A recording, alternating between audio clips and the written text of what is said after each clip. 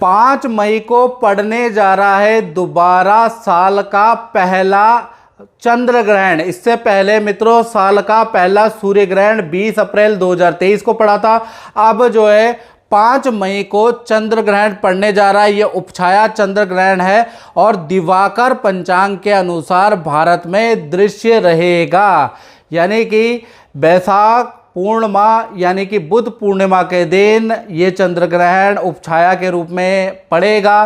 साथ ही साथ देखा जाए तो ये 5 मई 2023 को रात को भारतीय समय के अनुसार रात को 8 लेकर रात के 1 बजे तक ये ग्रहण रहेगा।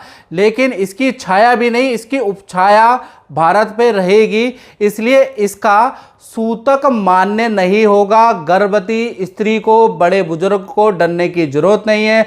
उपछाया जो ग्रहण होता है उसको ग्रहण की मान्यता वराह मिहिर यानी कि ने नहीं दी है, इसलिए ये ग्रहण नहीं है ना। और ग्रहण कितने प्रकार के होते हैं, जैसा कि मैंने आपको पहले भी 20 अप्रैल की वीडियो में बता दिया था कि एक तो पूर्ण ग्रहण होता है, एक आंशिक ग्रहण होता है, एक खग्रास ग्रहण होता है, यानी कि एक पूर्ण ग्रहण, एक आंशिक ग्रहण और एक रिंग ऑफ फायर यानी कि वलयाकार ग्रहण होता है। ये आप जानते हैं। इसको जो वैज्ञानिक है उसको पेनुम्ब्रा और उम्रा नाम से संज्ञा देते हैं। आप चलचित्र के माध्यम से भी समझ सकते हैं कि उपछाया यानी कि पेनुम्ब्रा छाया क्या होती है, उम्रा छाया क्या होती है। जब ग्रहण की छाया पड़ती है और छाया पे ग्रहण पड़ता है तो क्या होता है। तो ये ग्रहण की मान्यता में नहीं है, लेकिन ज्योतिषीय प्रभाव इसका पड़ेगा और दिवाकर पंचांग के अनुसार ये भारत में दृश्य है। अब ये चंद्र ग्रहण कहाँ कहाँ दिखेगा इसके बारे में चर्चा कर लेते हैं। ये यूरोप में दिखेगा, ऑस्ट्रेलिया में दिखेगा, अफ्रीका में ये दृश्य होगा, हिंद महासागर पे इसकी छाया पड़ेगी और अंटार्कटिका पे इसकी छाया पड़ेगी और कहीं ना कहीं भारत के अंदर भी दिवाकर पंचांग के अनुसार इसकी छाया पड़ेगी। और साथ ही साथ इस उपछाया चंद्र ग्रहण का कोई सूतक का काल नहीं होता। जैसे सूर्य ग्रहण से 12 घंटे पहले मंदिरों के कपाट बंद हो जाते हैं, चंद्र ग्रहण से 9 घंटे पहले मंदिरों के कपाट बंद हो जाते हैं, पूजा पाठ नहीं होती, लोग खाना बना के रख लेते हैं। इसमें कुछ भी ऐसा करने की जरूरत नहीं है। उपछाया चंद्र ग्रहण है, वराह मिहिर संहिता जो ग्रहण पे बेस्ड है उसमें इसके बारे में ज़्यादा कुछ नहीं लिखा है, इसको ग्रहण की संज्ञा में नहीं माना जाता। साथ ही साथ बहुत से लोग कहते हैं कि भाई भारत में जब इसका प्रभाव नहीं है तो आप वीडियो क्यों बना रहे हो, क्योंकि ये यूट्यूब चैनल है और करीबन आपको मालूम ही नहीं होगा कि जो ये राशिफल है पूरे वर्ल्ड के अंदर 1 करोड़ लोग राशिफल महीने का देखता है। कितने?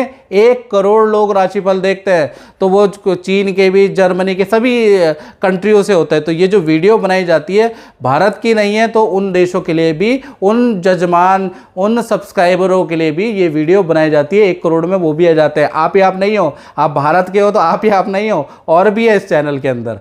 अब देखे जाए तो शास्त्रों के अंदर जो ये जो 2 ग्रहण एक साथ आया है 15 दिन के अंदर आया है।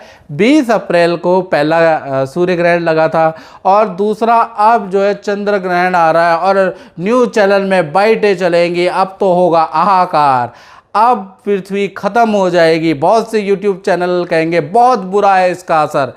वराह मिहिर संहिता क्या कहती है, मेदिनीय ज्योतिष इस बारे में क्या कहती है, पहले हम इसको जान लेते हैं कि 1 महीने के अंदर या 15 दिन के अंदर 2 ग्रहण होते हैं। तो ऐसे में अक्सर ऐसा होता है कि 15 दिन के अंदर ग्रहण हो ही जाते हैं। तो ऐसे में संहिताएं क्या कहती है, तो शास्त्र के अंदर लिखा है 15 दिन के अंदर 2 ग्रहण वैसे तो अच्छे नहीं माने जाते, लेकिन यदि पहले सूर्य ग्रहण यानी अमावस्या पे सूर्य ग्रहण पड़ता है और उसके बाद यदि चंद्र ग्रहण पड़ रहा हो, पहले सूर्य ग्रहण पड़ रहा हो जैसे 20 अप्रैल को पड़ा है, उसके बाद आप 5-6 मई को आपका सूर्य ग्रहण ये चंद्र ग्रहण पड़ेगा, तो ये शुभ माना गया है। यानी कि इसका प्रभाव ज़्यादातर राशियों पे शुभ रहेगा, देशों पे इसका प्रभाव शुभ रहेगा। अब ये क्या शुभ रहेगा इसके बारे में हम भारत में चर्चा कर लेते हैं, क्योंकि हम भारत में रहते हैं।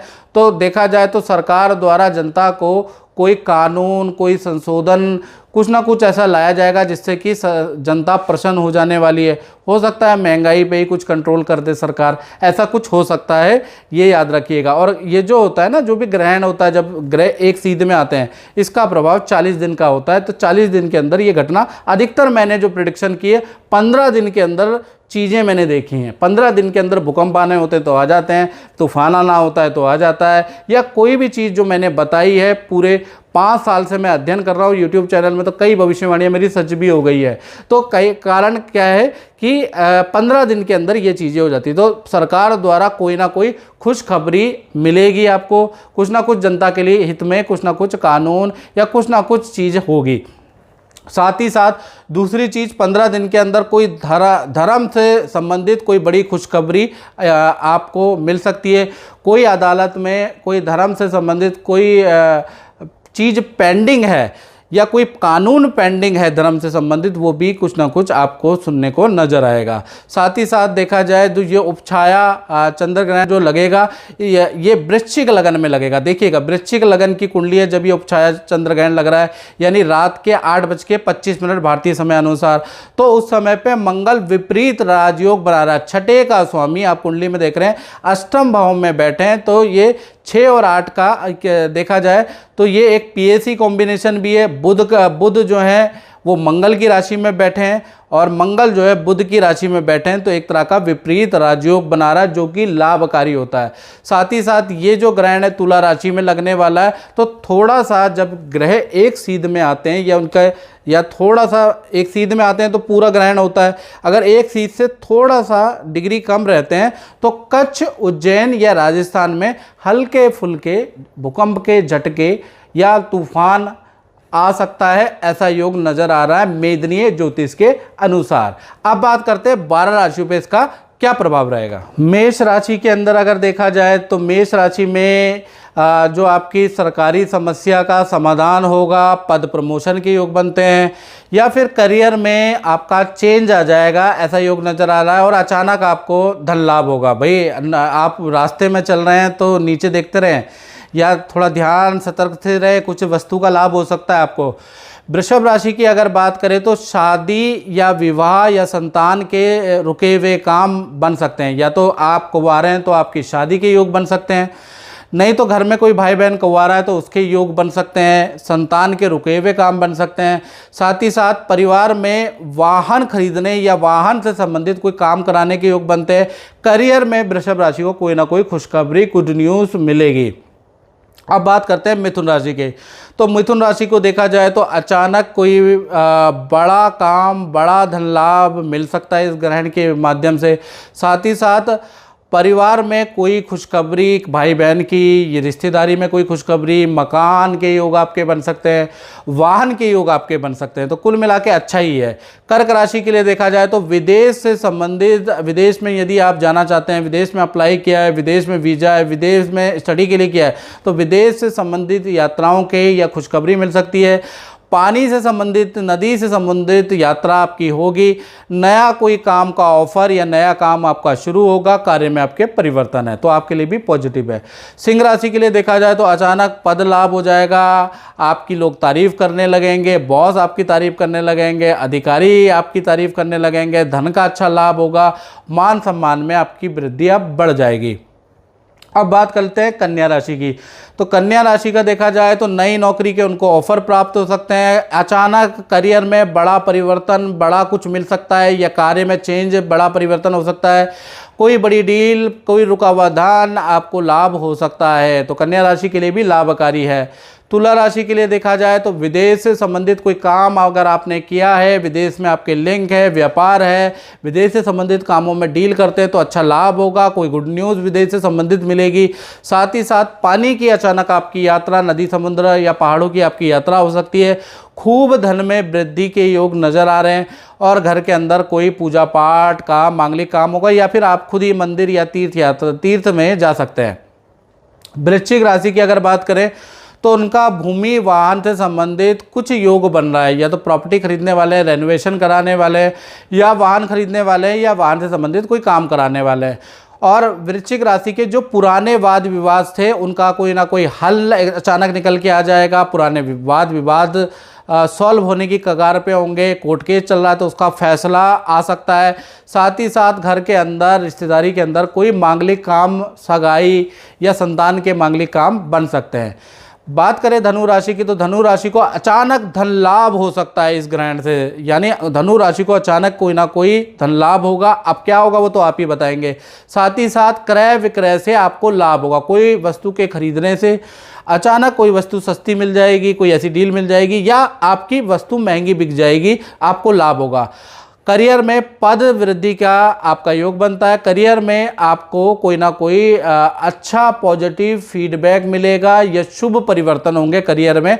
धनु राशि के लिए भी अच्छा है। मकर राशि की अगर बात करें तो परिवार में किसी का स्थान परिवर्तन का, या तो आपके बच्चों का, अगर बड़े बच्चे हैं, भाई बहन का, माता पिता का स्थान परिवर्तन का योग नज़र आ रहा है। साथ ही साथ आपके करियर में आपकी पावर बढ़ जाएगी, आपका रुतबा बढ़ जाएगा, आपकी पावर बढ़ जाएगी, काम में आपके तेजी रहेगी। कुंभ राशि की अगर बात करें तो उनका भूमि से संबंधित कोई काम हो सकता है, छोटा मोटा भी हो सकता है, बड़ा भी हो सकता है, यानी कि आप रेनोवेशन भी करा सकते हैं या प्रॉपर्टी खरीद भी सकते हैं। साथ ही साथ काम में बड़ी तेजी आ जाएगी इस ग्रहण के बाद। मीन राशि की अगर बात करें तो उनका संतान संबंधी कोई खुशखबरी, संतान नहीं हो रही तो गर्भ धारण करने के लिए ये समय अच्छा है, गर्भ ठहर जाएगा। साथ ही साथ पद धन में वृद्धि के जबरदस्त योग बन रहे हैं। यदि आपकी बड़ी संतान है तो उनके करियर में भी उनके रुके काम बन जाएंगे। तो कुल मिला के ये जो ग्रहण है ना, ये विपरीत राजयोग बना रहा है, पहला चीज़, इसलिए अच्छा है। दूसरा चीज़, वराह मिहिर भी कह रहे हैं कि सूर्य ग्रहण के बाद चंद्र ग्रहण जब आता है तो वो अच्छा ही होता है। तो दोनों चीज़ों में ये ग्रहण आपके जीवन में शुभता ही भर देगा। 15 से और 30 दिन के अंदर आपको ये रिजल्ट दिखाई देंगे। तो मित्रों, इस कार्यक्रम में बस इतना ही। मुझे दीजिए इजाज़त। जय माता दी।